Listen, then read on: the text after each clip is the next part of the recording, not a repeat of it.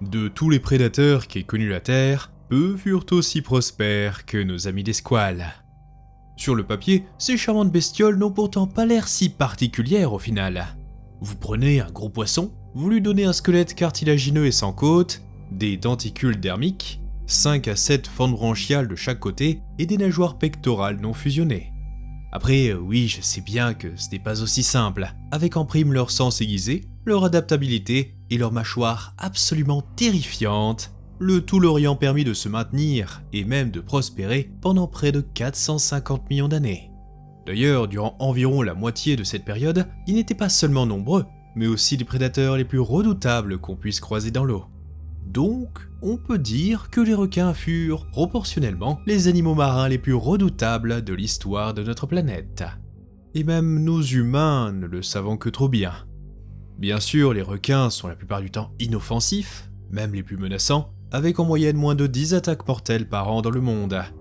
Cependant, à titre de comparaison, nous en tuons plus de 100 millions par an. Mais malgré leur rareté, il y a quelque chose dans les attaques de requins qui les rend particulières, bien plus terrifiantes que celles d'autres animaux. Ce qui explique naturellement la fascination que beaucoup ont pour ces événements et pourquoi cela fait toujours la une des journaux. Cependant, les humains sont loin d'être les seules créatures ayant subi l'appétit de ces gros poissons carnassiers, car, comme dit plus tôt, les requins sont là depuis un bon bout de temps. Et même si l'on doit la plupart du temps faire appel à notre imagination pour visualiser leurs victimes passées, parfois ce n'est pas nécessaire. Car au fil des années, de nombreux os ont été découverts montrant des marques d'attaque de requins préhistoriques bien réelles. Et ironiquement, en étudiant toutes ces découvertes, vous réaliseriez que malgré le nombre incalculable d'animaux que les requins ont chassés au fil du temps, la première victime connue est nulle autre qu'un de leurs semblables. Car à ce jour, la plus ancienne preuve de prédation par un requin est un cas de cannibalisme. Le spécimen dont je parle remonte au Dévonien, il y a environ 360 millions d'années, ce qui signifie que les requins étaient déjà de petites saletés bien avant l'apparition des premiers arbres. Notre glouton à nageoires serait un cladocélache, un genre particulièrement hydrodynamique, donc probablement très rapide, et de la taille d'un requin lézard. Mais le truc le plus marrant avec le cladocélache est qu'il ressemblait beaucoup à certains requins modernes, notamment les peaux bleues et certains requins macos. Pourtant, il ne s'agissait pas d'un vrai requin phylogénétiquement parlant, étant plus proche des chimères actuelles appartenant aux holocéphales. Contrairement à ses cousins modernes cependant, ses dents ressemblaient beaucoup à celles d'un requin lézard, avec de nombreuses cuspides, idéales pour attraper des proies glissantes, mais peu efficaces pour arracher de gros morceaux de chair. Il devait donc s'en prendre principalement à des proies qu'il pouvait avaler entières, hypothèse finalement confirmée par un spécimen remarquablement bien conservé trouvé sur les rives du lac Erie avec son estomac presque intact. Ce fut cependant son contenu stomacal qui intéressa le plus les paléontologues, avec ce qui semblait être un requin juvénile avalé entièrement par le cladocélache. Preuve qui ne faisait pas les difficiles et était probablement cannibale. Car oui, même si l'identité de sa victime n'a jamais été précisée, il est possible qu'il s'agisse d'un autre cladocélache. Ce qui au passage en ferait aussi la première preuve de cannibalisme jamais documentée chez n'importe quel animal. Un autre détail intéressant est que la proie pointait dans une direction assez étrange, la queue au fond de l'estomac. Ceci prouva indirectement que cladocélache comptait sur sa vitesse pour chasser, car cet angle montre que l'attaque est venue par l'arrière, le chasseur ayant réussi à gober sa proie d'une traite en lui fonçant dessus. Mais honnêtement, de toutes les façons dont vous pouvez mourir à cause d'une attaque de requin, se faire avaler entier est probablement l'une des façons les plus douces de passer l'arme à gauche. Demandez donc à ce pauvre ptérosaure vieux de 80 millions d'années ce qu'il en pense, celui-ci ayant pris un requin en plein dans la nuque. Ce n'est pas quelque chose qu'on entend tous les jours, pas vrai? Car les requins vivent dans l'eau et les ptérosaures, pas vraiment. Ce mystère préhistorique commença en 1965, quand dans la région des Smoky Hill Shoals au Kansas, des paléontologues tombèrent sur un ptéranodon en parfait état. La trouvaille en elle-même n'avait rien de spécial, les ptéranodons étant les ptérosaures les plus communs à ce jour, avec plus de 1000 spécimens découverts. Mais ce qui attira leur attention fut une grande dent solitaire, profondément enfoncée dans les vertèbres cervicales. Et cette dent n'était clairement pas celle d'un ptérosaure, ni d'un dinosaure, ni de n'importe quel animal terrestre, mais bien celle d'un requin. Ainsi, elle correspondait parfaitement aux dents d'un des pires requins dans les eaux de la mer intérieure nord-américaine, ce bon vieux Cretoxyrina, ou requin à museau pointu du Crétacé. Pour la faire courte, voyez ça comme le grand blanc de l'époque, lui étant d'ailleurs assez apparenté, appartenant aussi aux lamniformes. Mais il était bien plus menaçant que le squale moderne, étant bien plus grand, certains spécimens atteignant 8 mètres de long pour un poids comparable à celui d'une petite orque. Il est parfois décrit comme une sorte de requin mako de la taille d'une orque, avec la tête d'un requin renard. Et ses dents étaient si tranchantes qu'il fut surnommé le requin Ginsu, en référence à une célèbre marque de couteau. Autant dire qu'il valait mieux éviter de se faire mordre. Et pourtant, notre ptéranodon ne put éviter ce destin funeste. Les chercheurs pensent qu'un beau jour, sans doute lors de sa propre partie de chasse, ce ptérosaure de 5 mètres d'envergure plongea dans l'eau pour attraper une proie, mais manque de bol, il fut immédiatement repéré et attaqué par un Cretoxyrina d'environ 2,50 m, bien plus petit que lui, mais largement plus puissant. La localisation de la dent montra que le ptéranodon fut percuté à grande vitesse, en plein dans la nuque, ce qui lui arracha un morceau et enfonça la dent profondément à l'intérieur, causant sans doute des blessures mortelles au reptile volant. Mais le plus intriguant est que son corps était en parfait état lors de sa découverte. La meilleure hypothèse, selon moi, est que suite à son attaque, notre petit Cretoxyrina fut surpris par une autre créature. Je veux dire, ce n'est pas pour rien qu'on appelle cet endroit l'aquarium de l'enfer. Et puis de toute façon, personne dans cet océan n'était à l'abri des requins. Car au fil des années, pratiquement tous les animaux de ce milieu furent retrouvés avec des marques de morsure, celles-ci venant principalement de ces charmants Cretoxyrina. Parmi les exemples les plus spectaculaires, on note de grandes tortues protostéguidées ayant subi des attaques sur leur carapace et leur ventre, un mosasaure dont la moitié des vertèbres dorsales furent arrachées, digérées, puis recrachées, et enfin un Tylosaurus dont le museau fut apparemment tranché en deux par une morsure incroyablement brutale. Et même si ce ne sont pas à proprement parler de vraies attaques, il existe des preuves montrant que des hadrosaures furent eux aussi consommés par ces requins après avoir été emportés par la mer. Ainsi, ça ne devrait donc pas vous surprendre d'apprendre que son futur cousin allait devenir le pire requin d'entre tous, le mégalodon, le plus grand requin de tous les temps. Bon, on le présente plus, mais pour les novices, on parle ici d'un requin de la taille d'une baleine, et qui d'ailleurs vient de recevoir une nouvelle estimation l'année dernière, avec une réévaluation de sa taille proposant jusqu'à 24 mètres de long pour plus de 100 tonnes, soit à peu près les dimensions d'une baleine bleue de taille moyenne. Vous savez, le plus gros animal du monde là. Et même avec les estimations les plus basses, le mégalodon reste gigantesque pour un requin. Donc, quel que soit votre avis sur le sujet, la conclusion reste la même. C'est un vrai monstre du fond des mers. Un adulte aurait peut-être eu besoin de 100 000 calories par jour, celle-ci obtenue grâce à d'immenses dents et une force de morsure atteignant presque les 180 000 newtons, potentiellement la plus puissante de tous les temps. Le mégalodon est aussi considéré comme un tueur d'autres colosses, détruisant absolument tout sur son passage. Chez les grands blancs, on observe qu'il frappe généralement par en dessous ou par l'arrière, visant les zones vulnérables de la proie. Mais pour le mégalodon, ça ne changeait absolument rien, car ses dents et ses mâchoires étaient conçues pour littéralement pulvériser ses proies. Une adaptation très utile pour abattre les autres plus grands animaux de l'époque, les baleines. Or, il existe un spécimen de baleine montrant parfaitement la brutalité d'une attaque de mégalodon. Au large de ce qui est aujourd'hui le Maryland, les os d'une ancienne baleine vieille d'environ 15 millions d'années furent découverts, et les vertèbres avaient littéralement été pulvérisées. Les chercheurs y notèrent la présence de marques de coupure extrêmement profondes et une horrible fracture par arrachement. Celle-ci si catastrophique qu'aucune blessure comparable n'a jamais été découverte chez d'autres baleines, aussi bien modernes que préhistoriques. Même celles percutées par d'immenses bateaux n'ont pas les os aussi endommagés. Alors, qu'est-ce qui est pire qu'un super tanker fonçant droit sur vous ? Eh bien, un requin de la taille d'un bus, pourvu de crocs aussi grand que votre main. Une broutille, quoi.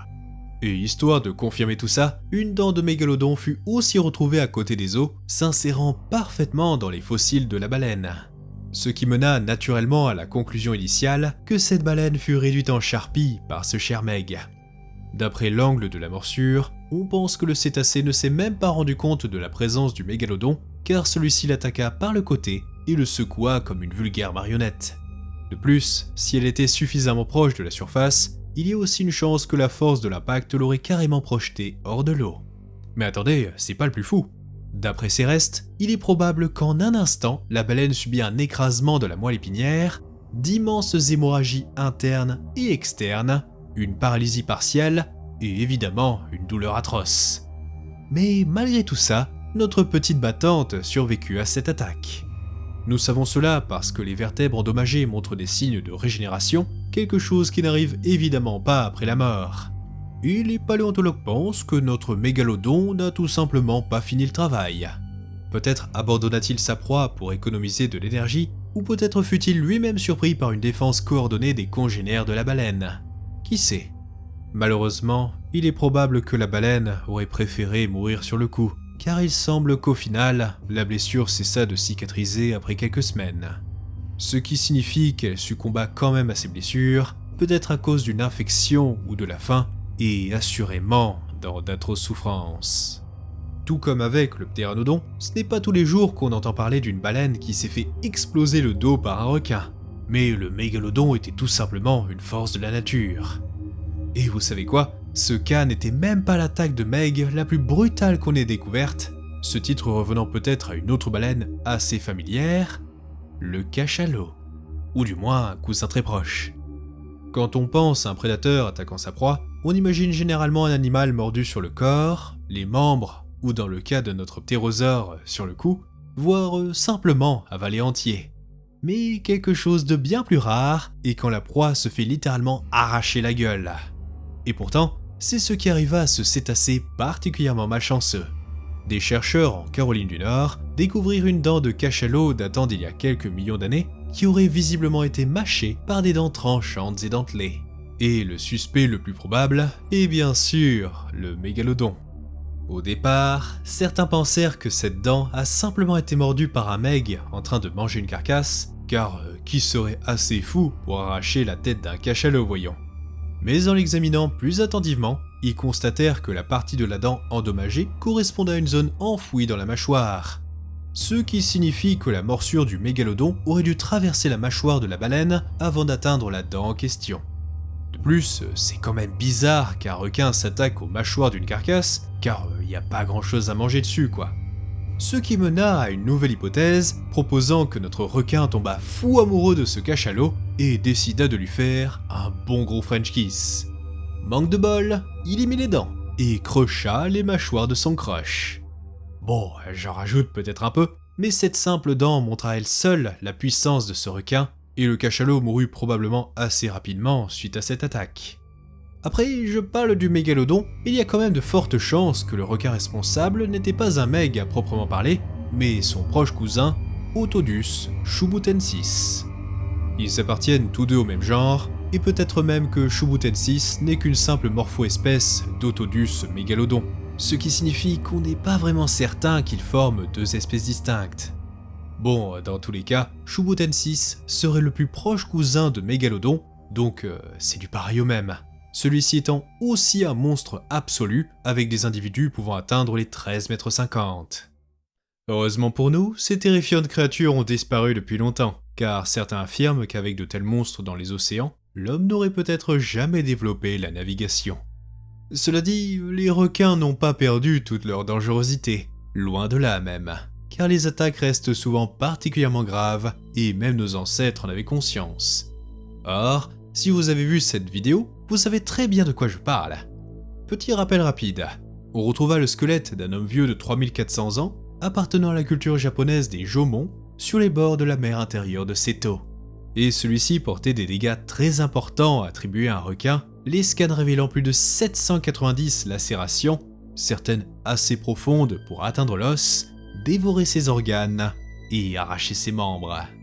Sa cavité thoracique et son abdomen étaient grand ouverts, ses pieds et sa main gauche furent arrachés, et toutes ses côtes étaient soit fracturées, soit manquantes. Miam miam. D'après la forme des marques de dents sur les os et en se basant sur les animaux connus dans la région, la conclusion fut qu'un grand blanc ou un requin-tigre était responsable de sa mort, l'ayant attaqué alors qu'il nageait, sans doute à la recherche de poissons ou de crustacés. Car oui, contrairement à ce que certains affirment, les grands blancs n'hésitent pas à s'attaquer à de simples baigneurs, pas juste les surfeurs qu'ils prendraient pour des otaries. Donc, à tous les Français en Australie, réfléchissez bien avant de rentrer dans l'eau. Mais revenons à nos squelettes. Bien que notre ami japonais soit considéré comme la première victime humaine officielle d'une attaque de requin, officieusement, il existe un autre exemple bien plus ancien. Car lors de sa publication, un autre archéologue se manifesta avec un spécimen vieux de 6000 ans, provenant de l'ancien village de Paloma au Pérou et attribué à la culture pré-céramique tardive. Malheureusement, le squelette appartenait à un individu assez jeune, environ 17 ans au moment de sa mort, une mort qui fut manifestement très violente. Son corps présente plusieurs amputations, dont la jambe gauche, sa hanche droite fut partiellement arrachée et de multiples marques de morsures étaient présentes sur ses avant-bras. Tout ceci semble clairement indiquer une attaque de requin, car même de nos jours, les attaques mortelles impliquent généralement une morsure à la jambe en premier, parfois même sectionnée, tandis que les blessures à l'avant-bras correspondent aux tentatives de défense. Les victimes ont tendance à tendre les bras pour repousser les requins, ce qui entraîne souvent des dommages importants à ces endroits-là. Et comme pour l'homme au Japon, le scientifique ayant fait cette découverte pense que la victime fut attaquée alors qu'elle était dans des eaux peu profondes et aussi en train de pêcher. Vu la gravité des blessures, la médecine de l'époque et le fait que cela se produisit en mer, il est évident que l'adolescent succomba à ses blessures. Et assez rapidement d'ailleurs, ayant subi un choc immense et des pertes de sang considérables. De plus, il ne fut pas retrouvé directement sur la côte, mais dans une tombe, ce qui laisse probablement entendre que d'autres personnes se trouvaient à proximité lors de l'attaque et sortirent son corps sans vie ou agonisant pour tenter de le sauver. Et même si les requins dans la région sont assez nombreux, avec aussi bien du tigre, du bulldog et du grand blanc, il semble toutefois que les attaques fussent extrêmement rares. L'archéologue explique qu'il fut enterré dans une tombe dont les décorations différaient de toutes les autres connues dans sa communauté, ce qui suggère que sa mort fut considérée comme assez unique. Mais bon, comme dit plus tôt, c'est un cas officieux. L'article en question n'a jamais été publié dans une revue à comité de lecture, aucune demande de suivi n'a été faite, et la seule mention de cette découverte provient d'un vieux rapport archéologique. Donc peut-être que ce squelette n'était au final pas aussi ancien qu'il le prétendait, ou que les blessures furent simplement mal interprétées comme une attaque de requin. À suivre. Mais pour notre prochain exemple, impossible de faire une erreur d'interprétation, car il est souvent considéré comme le fossile de prédation par un requin le mieux préservé jamais découvert. Et pourtant, il est assez ancien, vieux de plus de 183 millions d'années, au Jurassique inférieur, et fut découvert sur les côtes de l'Allemagne actuelle. Aujourd'hui, ce pays n'est pas vraiment réputé pour ses requins, mais à l'époque, il y en avait des tonnes, dont notre spécimen en question, un Ibodus extrêmement bien conservé, une sorte de requin ibodonte pouvant atteindre les 3 mètres de long et assez similaire dans sa forme à certains requins modernes.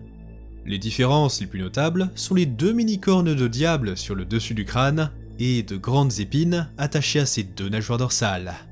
Mais malgré son âge plus que vénérable, cet Ibodus en particulier semble être mort il y a à peine quelques jours, enfin, façon de parler, car sa fossilisation permit de préserver l'ensemble de son corps, y compris certains organes.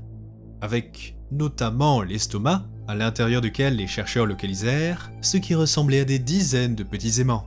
Mais en y regardant de plus près, ils réalisèrent que ce n'étaient pas des aimants, plutôt des bélénites. Plus d'une centaine pour être précis, bien tassés en une masse circulaire, occupant toute la largeur du corps de l'Ibodus, témoignant d'un véritable festin pour notre petit requin. Cette découverte prouva sans l'ombre d'un doute que l'Ibodus était un chasseur très rapide et agile, utilisant ses dents cuspidées pour attraper des proies véloces et glissantes. Ce fut donc un véritable massacre chez les bélénites. Mais les chercheurs finirent par remarquer qu'ils eurent leur revanche sur le requin. Car oui, notre requin glouton a eu les yeux plus gros que le ventre. L'Ibodus ne pouvait s'en prendre qu'à lui-même pour cette mort digne des Darwin Awards, car à force de manger des bélénites à la chaîne, ils formèrent un énorme bloc dans son tube digestif, celui-ci assez grand pour compresser ses organes ou faire exploser son estomac. Dans les deux cas, c'est vraiment la honte, et s'il y a bien une leçon à retenir dans tout ça, c'est de bien mâcher sa nourriture avant d'avaler. Ce dernier exemple peut sembler anodin, mais toutes les découvertes sont bonnes à prendre. Grâce à tous les fossiles mentionnés, et de nombreux autres, les paléontologues en apprirent beaucoup sur comment les requins préhistoriques vivaient et chassaient à travers les âges. Toutefois, il n'y a pas que les fossiles qui peuvent nous éclairer sur ces questions, avec aussi divers artefacts et même des sources écrites. Et je parle de textes vraiment anciens, qui, dans certains cas, racontent la toute première fois que les humains reconnaissent et décrivent explicitement l'existence des requins. Le meilleur candidat pour ce titre est un récit de la Grèce antique datant de 440 avant Jésus-Christ. La Grèce, comme vous le savez peut-être, est entourée de plusieurs mers relativement chaudes et de très nombreuses îles, en faisant donc une région particulièrement propice pour les requins. Ce que les Perses apprirent à leurs dépens lors de leur invasion. En effet, Hérodote affirma qu'en 492 avant Jésus-Christ, lors de la première invasion perse, un commandant du nom de Mardonius avait rassemblé une flotte de 300 navires, mais se retrouvèrent pris dans une tempête et se fracassèrent contre les falaises, précipitant environ 20 000 marins dans les eaux tumultueuses. Et en plus du vent violent, ces marins naufragés firent la rencontre de nombreux monstres marins qui en saisirent et en dévorèrent beaucoup, forçant finalement les Perses à battre en retraite, traumatisés par ce bain de sang. Après, ce bon vieux Hérodote est connu pour exagérer certains détails dans ses histoires, mais beaucoup présument qu'il y a tout de même une part de vérité dans ce récit. Et ces fameux monstres marins font vraisemblablement référence à des requins, ces derniers bien plus nombreux dans la région à l'époque. Des récits ultérieurs affirment d'ailleurs qu'en cas de naufrage, les requins étaient si abondants qu'ils attaquaient immédiatement ceux qui tombaient à l'eau. Et ce qui est intéressant, c'est que même si on choisit d'écarter le témoignage d'Hérodote, car trop fantaisiste, c'est toujours dans cette même région qu'on trouve les plus anciens récits écrits sur les requins. En 77 après Jésus-Christ, Pline l'Ancien, un naturaliste romain, écrivit comment les ramasseurs d'éponges faisaient souvent face à de féroces rencontres avec des requins qu'ils appelaient les chiens de mer. Il expliqua comment ces prédateurs s'en prenaient parfois à l'aine, aux talons et aux parties pâles des plongeurs.